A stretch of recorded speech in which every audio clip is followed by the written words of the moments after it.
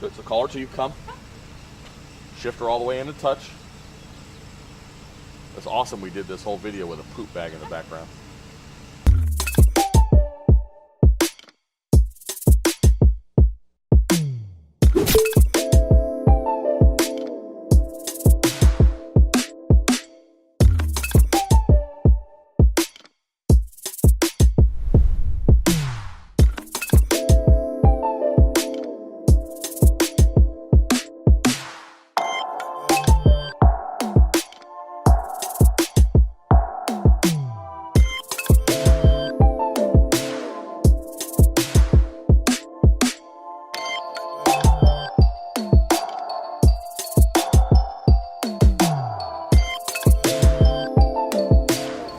I'm Vincent Shields, this is Hailey, and that's Marley. Today, day one. So Hailey's gonna be working Marley today, and what we're gonna do first is we're going to lose the attention of Marley. And then we're going to utilize the Garmin e-collar and the leash to give direction and clarity to Marley that we want Marley to come back to us. So the first thing you're gonna see is Hailey's gonna let Marley get away from her. She's going to utilize the leash, collect it hand over hand, utilizing the e-collar to then get Marley to shift all the way in and touch. We're looking for the shoulders to touch against the front of Hailey's legs. Just like that. Now she's gonna repeat this process. If you notice how she turned to always face the dog, you always want the front of your body facing the dog. Perfect. That shift in and touch then completes the come command, because come means come to me versus come and just be in my proximity. Good.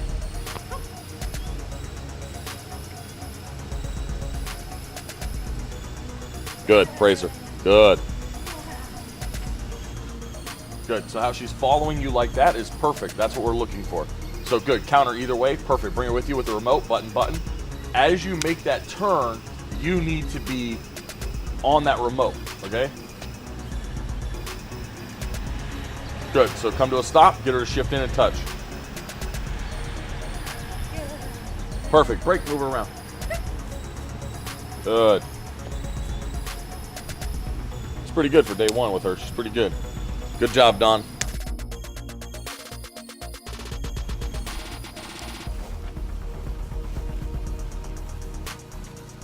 So counter the other way. Stop right there, shift in, touch.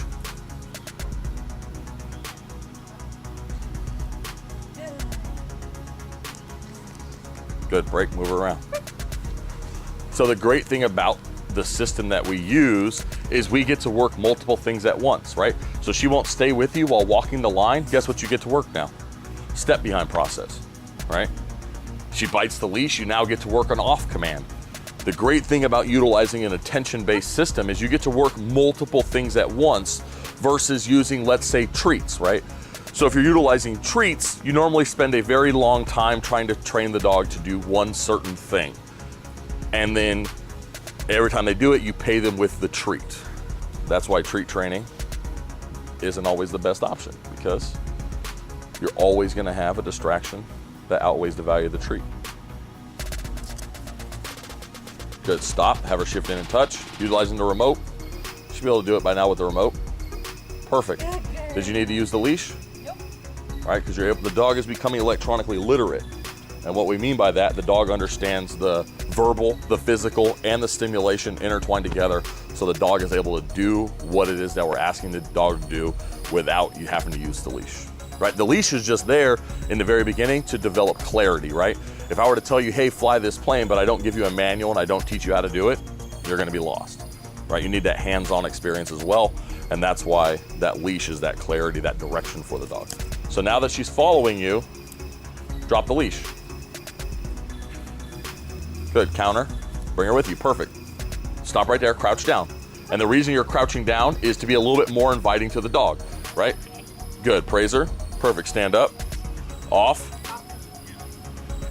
Good. So she moved, right? So you need to turn, counter the dog, start moving again.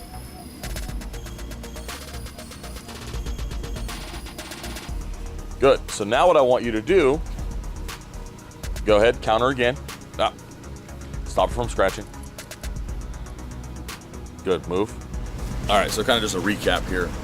We worked with Marley today. We got her to start following us around, paying attention to us.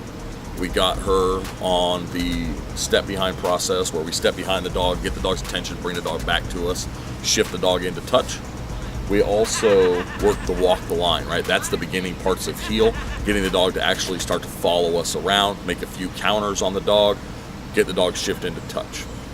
You can also see with Marley a little bit, she started scratching at the e-collar, right? So what happens with that is that the e-collar either isn't tight enough or we're not utilizing the remote enough, right? And I know personal experience and the type of collar strap that the owner put on this collar, it 100% is the collar strap becoming more loose as the training session goes on, right? They used a nylon clip strap, and as time goes on, the strap just opens. Day one, Summer. Let's go see how she's doing. Let's go see little Summer. There she is. Now, we're gonna go put the e-collar on.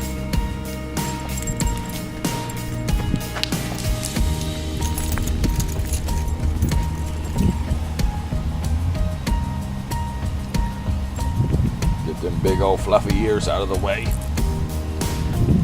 So the collar strap goes nice and high. The e-collar goes down onto the neck, underneath the jawline. So on this Garmin Delta XC e-collar that we're using, we currently have plastic 24-hour contact tips on it. A lot of times you'll see them come with metal contact tips. We actually switch them out and use the plastic ones.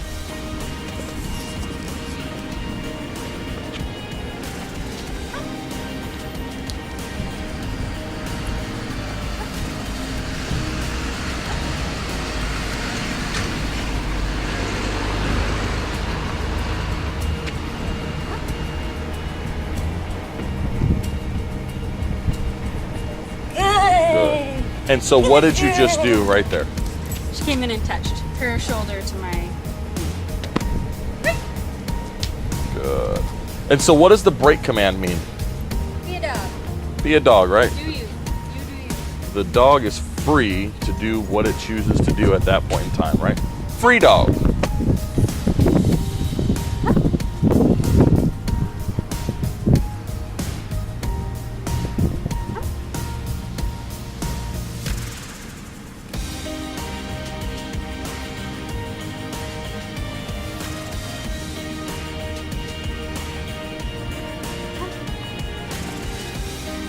So what we're waiting for the dog to do now is exactly that.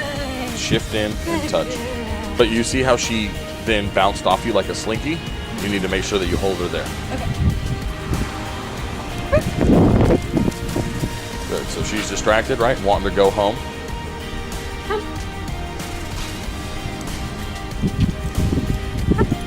Good. And as you can see, Hailey spun with the dog as it went around her to make sure the dog sees the same picture.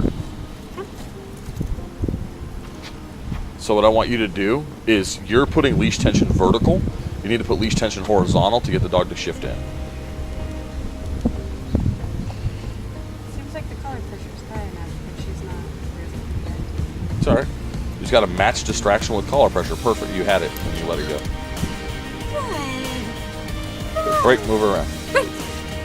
As you can see a little bit, when Hailey is doing this, what she has is she's working the dog through the distraction of, hey, I don't want to come all the way in to shift in and touch. And you'll see as she adjusts up on the collar remote, you may see the dog's neck move a little bit, right? Because an e-collar is not a shock collar. What an e-collar is very similar to a TENS unit, right? You hurt your arm, hurt your back, hurt your leg, knee, whatever, you go to the doctor, chiropractor, sports therapist. They then put a TENS unit on your body to then create blood flow, more oxygen, promotes healing, all that type of stuff. A TENS unit is not, it cannot electrically shock you or anything like that. And that's the same thing with an e-collar.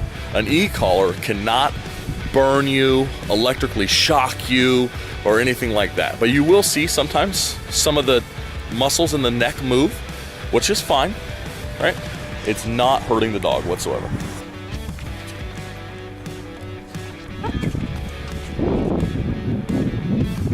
Perfect. As Hailey kind of works with Summer over here on day one, I kind of want to go over positive reinforcement, negative reinforcement a little bit. Positive reinforcement is positively reinforcing positive behaviors. All too often, we actually positively reinforce negative behaviors. So if the dog is barking and we're telling it, shh, it's okay, it's okay, you're actually telling the dog that it's okay to feel the way that you're feeling. It's okay to bark. It's okay to do what it is that you're actually doing right now. You are positively reinforcing that negative behavior. Here at the Epic Dog Pros, we do not use negative reinforcement. We don't hurt the dog, we don't punish, there's nothing negative here about what we're doing with the Epic Dog Pros. We firmly believe in teaching the dog what it is that we do want and then expecting the dog to do it. If the dog doesn't know and doesn't have clarity of what it's being asked, there's no reason why we should be punishing the dog for not completing the task. It's our fault as the humans for not teaching the dog what it is that we do want.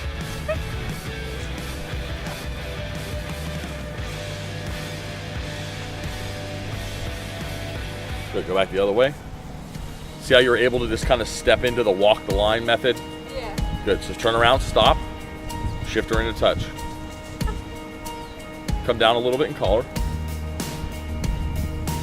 Anytime you see the dog kind of moving around and stuff like that, come down. Good, praise her. Good, now go back, bring her with you. Bring her with you, you have to bring her on with the remote, right? Bring her with you, crouch down, come. Praise her when she gets there. Any point in time that dog gets confused and then you're able to pull it through the confusion, you need to praise the dog like it's the best thing the dog's ever done in its whole life. That way the dog knows, okay, boom, I'm able to pull right through this stuff and it's not a big deal. I'm Vincent Shields. This is day one with Apollo. So a little back history on Apollo. He's had about 7 different dog trainers. He's dog aggressive. Really aggressive. You could probably hear him barking now.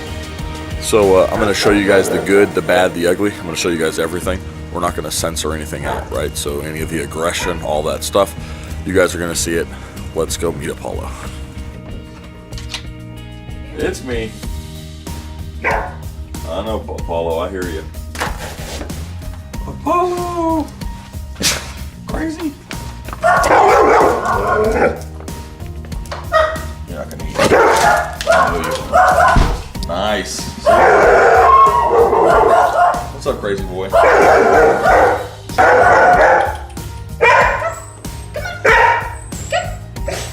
It's okay. It's okay. Say. Yes. Hi. Hello. Okay. Here. Say. Yes. There we go. All right. Bring him back up. Place. Good. Good boy. Good. So what we're going to do first is we're going to teach him some obedience, right? Get his attention on us before we start to introduce other dogs to the situation, so that way we have some tools to use so that we can go through that behavior modification that the dog needs, right? Perfect. All right, good. Now just leave him on there for a little bit. I want you to step back to the end of the leash. Oh, so there we go. We're going to bring him back up. It's okay. Now you're going to tell place. Good. So now, oh, there we go. Get him back up there. No, stop. There we go. Place. So you never want to just take him away and restart because he's not learning anything. He's he's like, oh, he's gonna go back and do it again. Got it. From right wherever he's at, he Bring needs him to go back right back. there. From that point. From that point. Got it. What I want you to do is go ahead and take 2 steps back. Good, stop right there. So there's a few things that we have to work on here, which is duration and distance. So how far you're away from him and how long he's actually on that place board. So those 2 things are distractions, and so you can cause him to come off, right? So walk back into him, praise him, tell him he's a good boy. Good boy. Good, tell him place. Place. Good. Perfect, just read him there for a second. Good, walk back in, praise him again. Good boy. Good, tell him place. Place. Good, now you're gonna go back. There you go, perfect, a little bit farther. Perfect.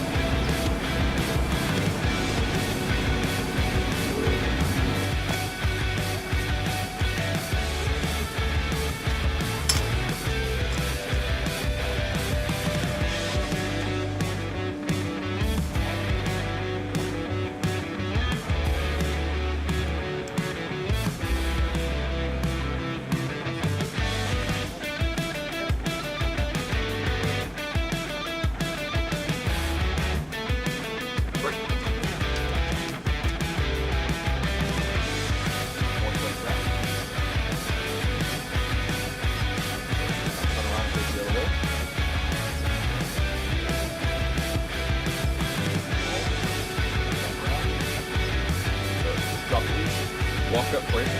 Lots of praise. Lots of praise.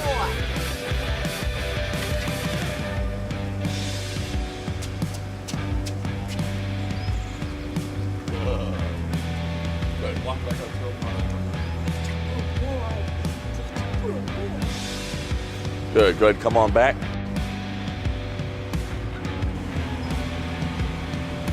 Good. Come back to him. Give him lots of praise. Yeah. Good. Have him sit. Sit. Perfect. Break. Pull him off. Break. Good. Just kind of walk him around.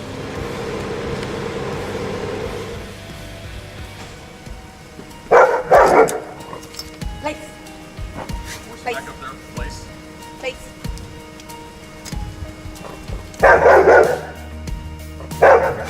Place. Place. Get it back up there. There we go.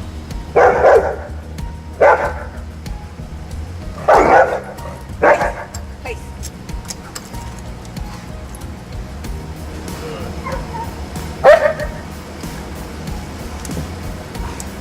Good. Sit there for a second. Good. Pet him. Tell him he's a good boy. Good boy. Good. Now I want you to jump break, pull him off, Break. and then kind of go walk him into your little grass to your right over there.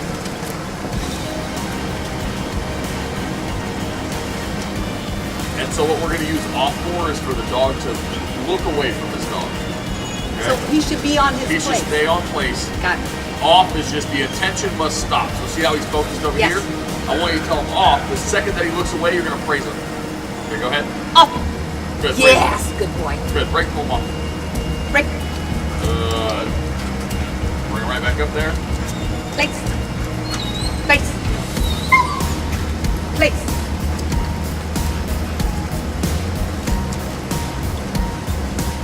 Same thing, right? See how he's focused over here? There we go. Good. Sit.